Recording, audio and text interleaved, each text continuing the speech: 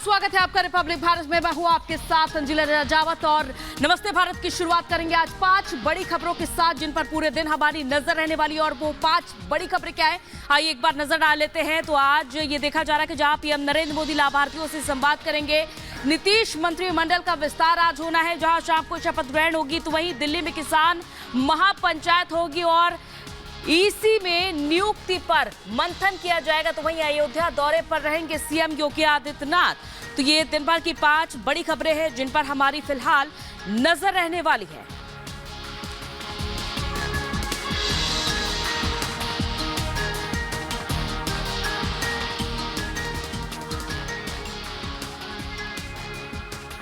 और सूत्रों के हवाले से बड़ी खबर सामने आ रही है। दरअसल सीट शेयरिंग का फॉर्मूला लगभग बिहार में भी तय माना जा रहा है और हाजीपुर से चुनाव लड़ सकते हैं पशुपति पारस, क्योंकि उन्होंने कहा है कि हमारे लिए सारे संकल्प खुले हुए हैं।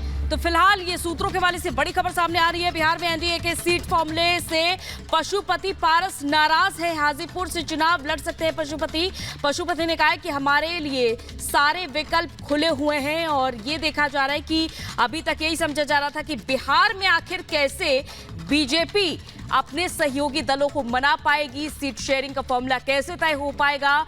और जहां सीएम नीतीश कुमार ने शपथ ग्रहण समारोह भी इसीलिए ये जो कैबिनेट विस्तार था ये इतना वक्त लिया गया। और अब आखिरकार देखा जा रहा है कि एक तरफ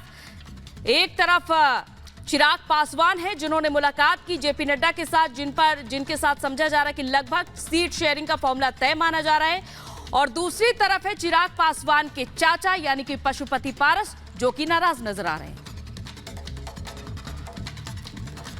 तो देखिए, एनडीए ने बिहार में सीट शेयरिंग का फॉर्मूला तय कर लिया है और यह समझा जा रहा है कि लोकसभा चुनाव में बीजेपी ने चिराग की पार्टी पर भरोसा जताया। सूत्रों की माने तो बीजेपी ने चिराग की शर्तें मान ली और ऐसे में चाचा पशुपति पारस का क्या होगा, उनके लिए कौन सा फॉर्मूला तय किया गया है, देखिए इस रिपोर्ट में।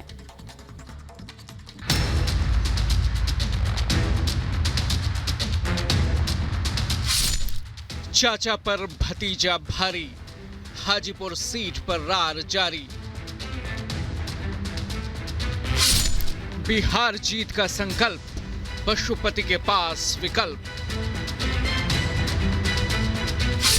भतीजे को बीजेपी का साथ, चाचा रह जाएंगे खाली हाथ। बिहार में एनडीए ने सीट शेयरिंग का फॉर्मूला लगभग तय कर लिया है। सीटों के बंटवारे को लेकर पिछले कुछ दिनों से चिराग नाराज नजर आ रहे थे, लेकिन बीजेपी के राष्ट्रीय अध्यक्ष जेपी नड्डा से मुलाकात के बाद सियासी गांठें खुल गईं। चिराग पासवान और बीजेपी के बीच सीटों के बंटवारे को लेकर सहमति बन गई। इस बात का ऐलान खुद चिराग पासवान ने किया। लोक जनशक्ति पार्टी रामविलास सिर्फ और सिर्फ एक ही लक्ष्य के साथ इस रण में उतरेगी कि बिहार की 40 सीटें हमारा एनडीए गठबंधन जीतेगा। जेपी नड्डा से मुलाकात के बाद चिराग पासवान का कॉन्फिडेंस बता रहा है कि उनकी मांगों को मान लिया गया है। सूत्रों की माने तो चिराग पासवान 5 सीटों की मांग पर अड़े हुए थे। चिराग जिन 5 सीटों की मांग कर रहे थे उनमें हाजीपुर, समस्तीपुर, खगड़िया, वैशाली और नवादा शामिल हैं। इन 5 सीटों में से हाजीपुर सीट सियासी खींचतान का केंद्र बनी हुई है। हाजीपुर वो सीट है जहां से चिराग पासवान के पिता रामविलास पासवान लड़ते रहे थे। बाद में रामविलास पासवान ने ये सीट अपने भाई पशुपति पारस को दे दी। 2019 के लोकसभा चुनाव में पशुपति पारस ने हाजीपुर सीट से ही जीत दर्ज की थी।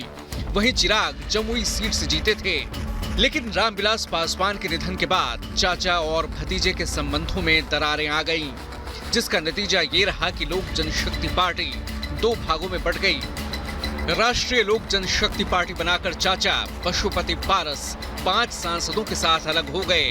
वहीं चिराग पासवान ने लोक जनशक्ति पार्टी रामविलास की कमान संभाली। चाचा भतीजे की अदावत अभी भी खत्म नहीं हुई है। सूत्रों की माने तो चिराग पासवान इस बार हाजीपुर सीट से लड़ने की तैयारी कर रहे हैं। वहीं पशुपति पारस भी इस सीट पर अपनी दावेदारी पेश कर रहे हैं। ऐसे में बीजेपी के सामने सियासी धर्म संकट है। सूत्रों की माने तो बीजेपी जहां चिराग को 5 सीटें देने को तैयार है, वहीं पशुपति पारस की नाराजगी को दूर करने के लिए उन्हें राज्यपाल या राज्यसभा की सीट ऑफर कर सकती है। मैं तो बता दिए है कि चचा भतीजा का जो भी मामला है, लेकिन दोनों भाजपा के साथ चलना चाहते हैं और भाजपा के साथ रहेंगे। मौजूदा समीकरण को देखें तो बीजेपी के लिए चिराग पासवान से डील करना फायदे का सौदा है। ऐसा इसलिए क्योंकि चिराग पासवान समुदाय के आइकन के रूप में उभरे हैं। रामविलास पासवान की लेगेसी और चिराग का युवा चेहरा हर उम्र के वोटरों को उनसे जोड़ता है। वहीं पशुपति पारस इन मोर्चों पर पूरी तरह से विफल नजर आ रहे हैं। ऐसे में बीजेपी ने बिहार में चिराग के साथ जाने का फैसला कर लिया है, लेकिन चाचा अभी भी हार मानने को तैयार नहीं हैं। वो अपने सारे विकल्प खुले होने की बात कर रहे हैं। Bureau report, Republic Bharat. और वहीं बिहार में आज नीतीश कैबिनेट का विस्तार होने वाला है, जहां इससे पहले नीतीश कुमार ने चर्चा की है और वहीं आज शाम को राजभवन में शपथ ग्रहण का समारोह होने वाला है। तो दोनों डिप्टी सीएम के साथ आधे घंटे नीतीश कुमार ने चर्चा की पहले, और इसके बाद आज कैबिनेट का विस्तार होने वाला है, क्योंकि कैबिनेट विस्तार से पहले ये लंबी चर्चा की गई। तो वहीं आज शाम को राजभवन में ये शपथ ग्रहण का समारोह होगा, जहां तमाम मंत्री सीएम नीतीश कुमार के साथ शपथ ग्रहण करते हुए नजर आएंगे, क्योंकि ये देखा जा रहा था कि सीट शेयरिंग का फॉर्मूला अभी तक फंसा हुआ था ये पेच, और अब जाकर ये समझा जा रहा है कि कहीं ना कहीं रास्ता निकल चुका है, क्योंकि नीतीश कैबिनेट का विस्तार आज होने जा रहा है। तो वही मिशन 400 पार की तैयारी, इससे समझा जा रहा है कि लगभग तय कर ली गई है।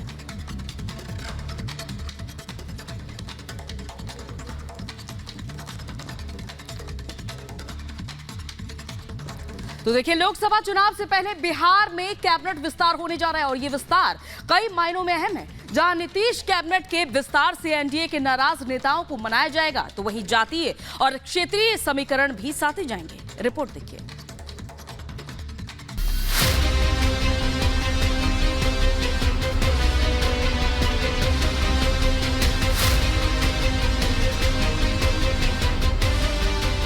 बिहार में एनडीए के साथ सरकार बनाने के बाद नीतीश कुमार ने 9वीं बार सीएम पद की शपथ ली थी। उनके साथ विजय सिन्हा और सम्राट चौधरी समेत 8 मंत्रियों को शपथ दिलाई गई। माना जा रहा था कि जल्द ही नीतीश कैबिनेट का दोबारा विस्तार होगा। हालांकि ऐसा होने में तकरीबन 50 दिन लग गए। दरअसल एनडीए लोकसभा चुनाव में 400 सीटों का लक्ष्य लेकर चल रही है। यही वजह है कि बिहार में सीटों के समीकरण को हर स्तर पर साधा जा रहा है। एनडीए ने सीट शेयरिंग का फॉर्मूला तय कर लिया है। बीजेपी और जेडीयू में सीट बंटवारे पर बात पहले ही तय हो चुकी थी। मामला चिराग पासवान और पशुपति पारस में फंसा था। सूत्रों की माने तो बीजेपी ने इस अड़चन को भी दूर कर लिया है। चिराग पासवान के मानने के बाद ही नीतीश कैबिनेट का विस्तार किया जा रहा है। कयास ये लगाए जा रहे हैं कि इस कैबिनेट विस्तार के जरिए एनडीए अपने सहयोगी दलों की नाराजगी भी दूर कर देगी। सूत्रों की माने तो नीतीश कैबिनेट में कई नए चेहरों को मंत्री पद की शपथ दिलाई जा सकती है। नीतीश कैबिनेट में सबसे खास चेहरा समस्तीपुर से एलजेपी सांसद प्रिंस राज का हो सकता है। प्रिंस राज चिराग पासवान के चचेरे भाई हैं, जिन्हें बीजेपी अब बिहार सरकार में मंत्री बना सकती है। इसके अलावा जीतन राम मांझी की पार्टी से भी एक और मंत्री बनाया जा सकता है। प्रिंस राज के अलावा भी कई ऐसे चेहरे हैं जिन्हें कैबिनेट में जगह मिल सकती है, जिनके दम पर लोकसभा और अगले साल विधानसभा चुनाव में जीत के फॉर्मूले को सेट किया जाएगा। सूत्रों की माने तो नीतीश कैबिनेट में जेडीयू से अशोक चौधरी, जमा खां, रत्नेश सादा, महेश्वर हजारी, सुनील कुमार, लेसी सिंह, मदन साहनी मंत्री पद की शपथ ले सकते हैं। इसके अलावा बीजेपी कोटे से मंगल पांडे और नितिन नवीन को कैबिनेट में जगह दी जा सकती है। फिलहाल बीजेपी ने अपने पत्ते नहीं खोले हैं। सूत्रों की माने तो बीजेपी के कोटे से कुछ नए चेहरों को कैबिनेट में जगह मिल सकती है। बीजेपी की कोशिश रहेगी कि जातीय समीकरण के साथ साथ क्षेत्रीय समीकरणों का भी पूरा ख्याल रखा जाए और इसी आधार पर मंत्रिमंडल का विस्तार हो। इस कैबिनेट विस्तार से जहां लोकसभा में क्लीन स्वीप की कोशिश होगी, वहीं विधानसभा में भी बड़ी जीत का टारगेट सेट किया जाएगा। Bureau report, Republic Bharat.